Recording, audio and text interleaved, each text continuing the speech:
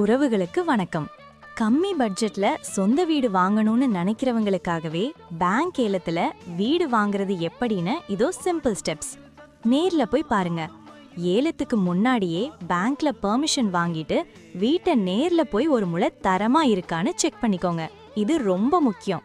வீட்டின் ஆரம்ப விலையில 10% பணத்தை முன்பணமா இஎம்டியா கட்டி ஏலத்துக்கு ரெடி ஆகுங்க. ஒருவேளை ஏலத்துல வீடு கிடைக்கலனா இந்த காசு உங்களுக்கே திரும்பி வந்துடும். குறிப்பிட்ட தேதியில பேங்க் ஆபீசர் உதவியோட ஆன்லைன் ஏலத்துல கலந்துக்கலாம். உஷாரா பிளான் பண்ணி ஏலம் கேட்டா வீடு உங்க கைக்கு. ஏலத்துல ஜெயிச்ச அடுத்த 24 மணி நேரத்துல 15% காசை கட்டிடணும்.